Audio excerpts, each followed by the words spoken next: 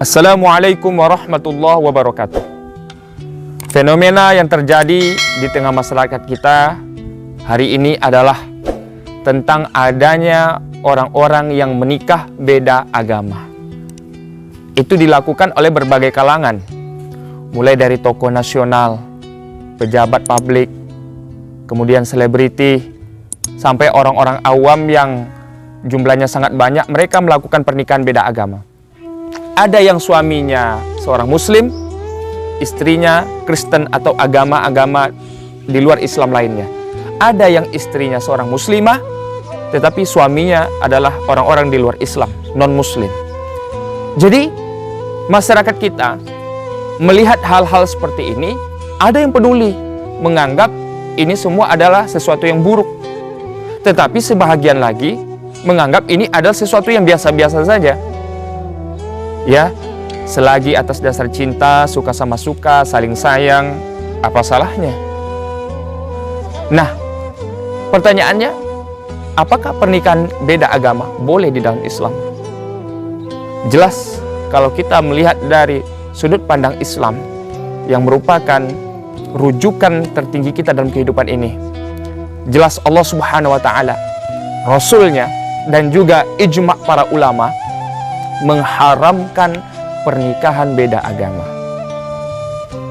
Di dalam surah Al-Baqarah ayat 221, Allah Subhanahu wa Ta'ala berpesan, mengingatkan kepada kita, A'udzubillahi minasyaitonirrajim, bismillahirrahmanirrahim, wala tankihul musyrikati hatta yu'min. Dan janganlah kamu laki-laki muslim menikahi wanita-wanita musyrik. Wanita musyrik itu apa? Wanita-wanita yang menyembah berhala atau segala sesuatu selain Allah Subhanahu wa Ta'ala. Wala amatum mu'minatun khairum min musyrikati walau a'jabatskum, kata Allah. Kamu menikahi seorang hamba sahaya wanita, seorang budak wanita, itu lebih baik bagimu daripada menikahi wanita musyrik walaupun wanita itu menarik hatimu. Jadi saudaraku, jika Anda dihadapkan pada dua pilihan saja, ada dua orang wanita di dunia ini, hanya ada dua orang wanita. Yang pertama, seorang wanita cantik, anggap saja dia seorang Miss Universe Prancis, cantik, mempesona, tapi dia non muslim. Lalu wanita yang kedua adalah wanita yang jelek, tidak menarik, kemudian dia dari golongan hamba sahaya, tetapi dia seorang wanita yang soleha, lagi terjaga. Maka kata Al-Quran, wanita yang kita anggap jelek, gak bagus, gak menarik ini, itu lebih baik bagi kita daripada menikahi wanita musyrik, non-muslim, walau a'jabatskum, kata Allah, walaupun wanita itu menarik hatimu. Miss Universe, cantik, menarik, bagus, tetapi kata Allah, itu tidak baik untukmu. Kemudian Allah lanjutkan ayat ini, wala tunkihul musyrikina hatta yu'minu. Dan janganlah kamu para wali, ya, seorang ayah, seorang paman, seorang abang, kakak laki-laki, janganlah kalian para wali menikahkan perempuan-perempuan muslimah yang ada di bawah kalian, di bawah naungan kalian, dengan laki-laki musyrik. Gak boleh, hukumnya haram. Wala abadum mu'minun khairum mim musyriki walau a'jabakum. Menikahkan wanita muslimah dengan seorang laki-laki budak hamba sahaya yang tidak punya status sosial, tidak menarik sama sekali, itu lebih baik, kata Al-Quran, kalau dia soleh, itu lebih baik daripada menikahkan seorang muslimah dengan laki-laki musyrik. Walau a'jabakum, walaupun laki-laki musyrik itu menarik hatimu, kaya, ganteng, punya Lamborghini, kekayaannya 10 triliun, tapi dia di luar Islam, maka kata Al-Quran, laki-laki seperti itu tidak boleh dinikahkan dengan muslimah, kecuali kalau dia yu'minu, beriman kepada Allah dalam artian masuk Islam. Saudaraku yang dirahmati Allah Subhanahu wa Ta'ala, di dalam kitab Tarikh Tasri, sejarah legislasi hukum Islam, disebutkan bahwa ayat ini turun menurut Ibnu Abbas radhiyallahu anhuma. Ayat ini turun berkenan dengan seorang sahabat Nabi yang bernama Marsad bin Abi Marsad. Marsad ini diutus oleh Nabi dari Madinah ke Mekah untuk menjemput sekelompok orang-orang muslim yang ada di Mekah yang masih tertahan untuk dibawa ke Madinah hijrah. Ketika dia sampai ke Mekah untuk menyelesaikan tugas yang diberikan Nabi kepadanya, tiba-tiba Marsad berjumpa dengan seorang perempuan yang bernama Inak. Siapa ini Inak? Inak ini seorang gadis cantik, ternyata pacarnya Marsad dulu waktu dia masih jahiliyah. Mereka pacaran, berhubungan, ya. Akhirnya apa yang terjadi ketika mereka berjumpa, bertemu, muncullah apa yang disebut oleh orang-orang sekarang cinta lama bersemi kembali. Marsad kembali jatuh hati kepada seorang wanita musyrik Madinah yang bernama musyrik Mekah yang bernama Inak, dan Inak pun tertarik kepada Marsad.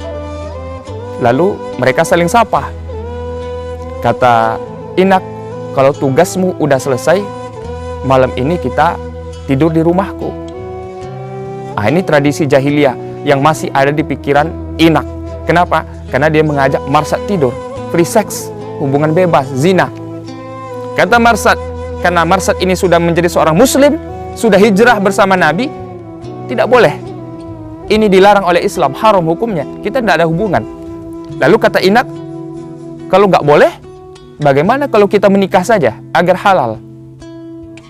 Karena Marsad masih mencintai Inak, dia menjawab, saya akan diskusikan dulu dengan Nabi di Madinah. Kalau Nabi mengizinkan, kita akan menikah. Sampai ke Madinah, Marsad menceritakan peristiwa itu kepada Nabi Shallallahu Alaihi Wasallam. Lalu ia mengatakan, ya Rasulullah, sungguh aku sangat mencintainya. Bolehkah aku menikahinya? Dia sangat menarik hatiku.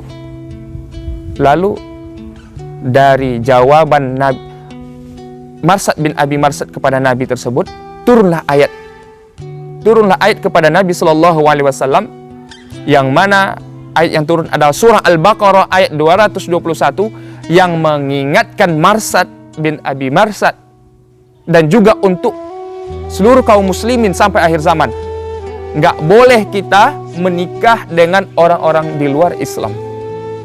Walau a'jabakum, walaupun mereka menarik bagi hati kita, cantik, ganteng, gagah. Kenapa nggak boleh? Ulaika yad'una ilan nar, kata Allah, karena mereka mengajak kita kepada neraka. Wallahu yad'u ilal jannah, sedangkan Allah membawa kita ke surga, kepada ampunan dengan izinnya. Subhanallah. Saudaraku yang dirahmati Allah, kita tidak dilarang oleh Islam berhubungan dengan orang-orang non-muslim. Silahkan bekerja sama, silahkan berbisnis, berteman, ngumpul bareng dengan teman-teman kita yang non-muslim. Tetapi kita dilarang secara tegas oleh agama untuk menjalin hubungan pernikahan dengan orang-orang di luar Islam. Kemudian jika Anda bertanya, lihat di mana-mana banyak orang menikah beda agama sekarang. Istrinya muslim, muslimah, suaminya non-muslim. Ada yang suaminya muslim, istrinya non-muslim. Mereka happy-happy aja, biasa-biasa saja. Kan udah banyak dilakukan oleh orang, kenapa nggak boleh? Saudaraku yang berbahagia, banyak dilakukan oleh orang bukan berarti itu sesuatu yang baik. Karena belum tentu sesuatu yang banyak dilakukan oleh orang itu baik menurut Allah dan Rasulnya. Karena itu sangat banyak sekali mudaratnya ketika terjadi pernikahan, perkawinan beda agama. Lebih baik kita hindari. Dan kalau kita menjumpai saudara-saudara kita yang menikah beda agama, tugas kita adalah untuk mengingatkan mereka. Karena bagaimanapun hukum menikah beda agama adalah haram.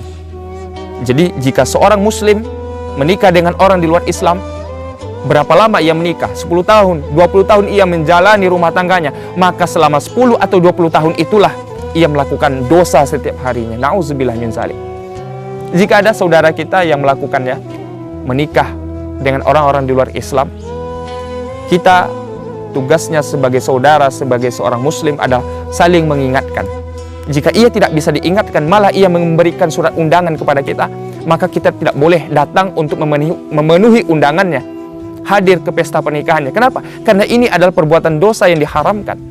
Kita duduk di sana berarti kita membenarkan apa yang mereka lakukan. Dan jika ada di antara kita hari ini yang sudah terlanjur menikah beda agama, maka saya sampaikan pada hari ini kepada kita semua, bertaubatlah kepada Allah. Bagaimana cara taubatnya? Yang pertama, bercerailah segera. Kalau pasangan Anda tidak mau untuk masuk Islam, bercerailah segera. Karena pernikahan beda agama haram, dan sama Anda melakukan perzinahan setiap harinya. Bercerai, lalu bertaubat kepada Allah Subhanahu wa Ta'ala dan memperbaiki diri kita. Saudaraku yang dirahmati Allah, banyak wanita-wanita cantik muslimah di luar sana, banyak laki-laki tampan muslim di luar sana. Kenapa kita harus pergi keluar mencari orang-orang di luar Islam? Karena itu, mari kita jaga, jangan sampai kita jatuh cinta atau menikah dengan orang di luar Islam, karena sangat banyak mudaratnya, baik secara sosial, secara akidah, dan juga untuk kehidupan dunia dan di akhirat kita. Jazakumullah khairan. Assalamualaikum warahmatullahi wabarakatuh.